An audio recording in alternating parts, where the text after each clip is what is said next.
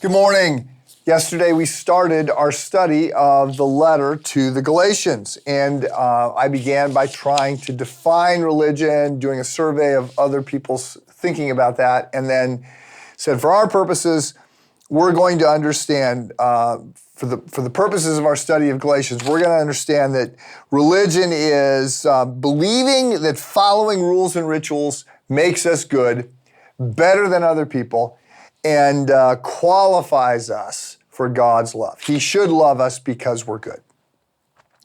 So today I want to note some related things that Galatians presupposes about religion.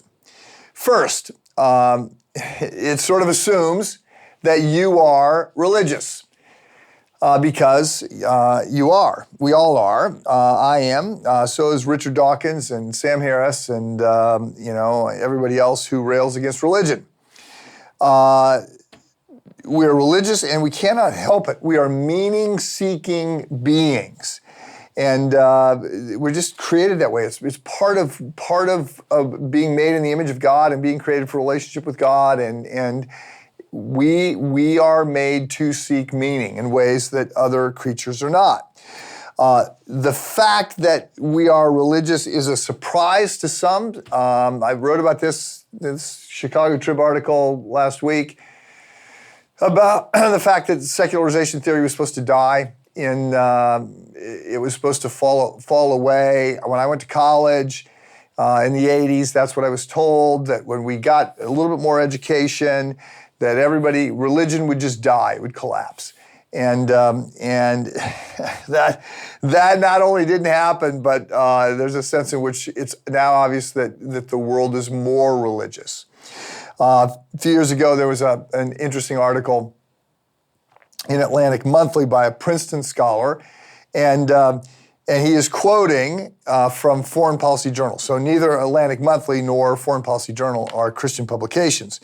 But this guy writes, and he says, the new atheist writers are wrong. So this is a little dated because new atheism has, of course, collapsed as part of the whole secularism is stumbling thing that I wrote about in the Trib. But he writes, the new atheist writers are wrong, not only about religion, but about politics, because they're wrong about human nature.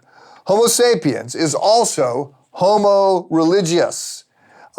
We are meaning-seeking creatures. While dogs, as far as we know, do not worry about the canine condition or agonize about their mortality,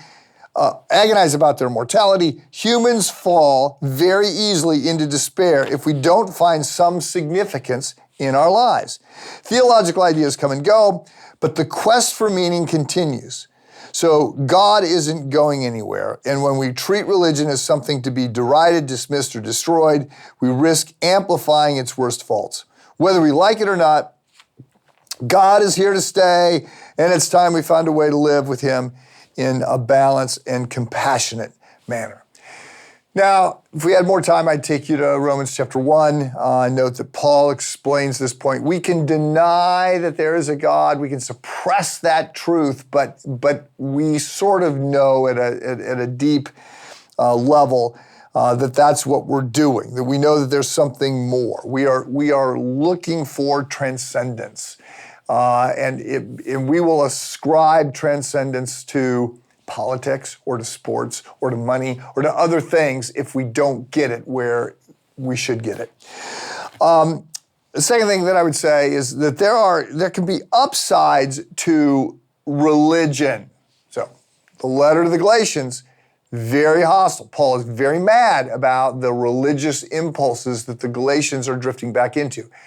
But there can be upsides to religion. For the most part, most religions, not all religions are not the same. Those that say all religions are the same do not know what they're talking about.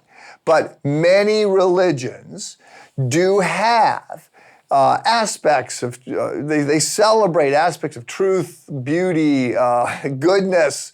They have some ethical principles that they share in common, and these can be helpful. And the third thing that I just want, again, you to understand about these things are assumed in the letter to the Galatians. The third thing that I want you to understand that's sort of assumed in Galatians is, again, that religion is bad and that Christianity is not a religion. Christianity is based on a very unreligious premise. It's based on the idea that we cannot reach up to God, that God has to reach down to us, right? In his letter to the Ephesians, the Apostle Paul writes about this. We are saved by grace through faith, not of ourselves. It's a gift, not as a result of our works. We cannot boast. I cannot claim credit for God reaching down to rescue me while I am broken and dead in my trespasses and sins. So Christianity is not this I do, me being good, willing my way to have a great heart, reaching up, doing more good than bad. Okay, that's not where we start. What we start with is the idea that I am broken, I am unable to save myself, and I need God to reach down and rescue me. And that he does this, not because I'm so wonderful and lovable, but in spite of who I am. For while we were yet sinners, Christ died for us. So the big point that we're going to get in the book of Galatians is that doing good, right? Attending church, giving your money to the poor, serving other people, going to the end of the line, dying to self, all these, fasting, praying, all these religious things that we might do. If we're doing those in order to earn God's favor, we're racing in the wrong direction. If we're doing those things, which can be good, but we're doing them in response to God's love to us, that they're good things. They're not just, they're good things.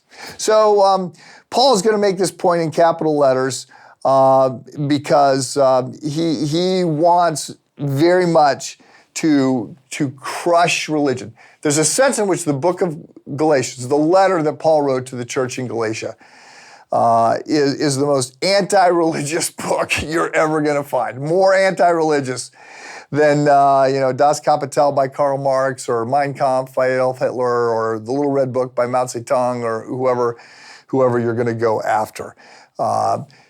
Galatians is anti-religious in the sense in which most people understand it. Have a good day.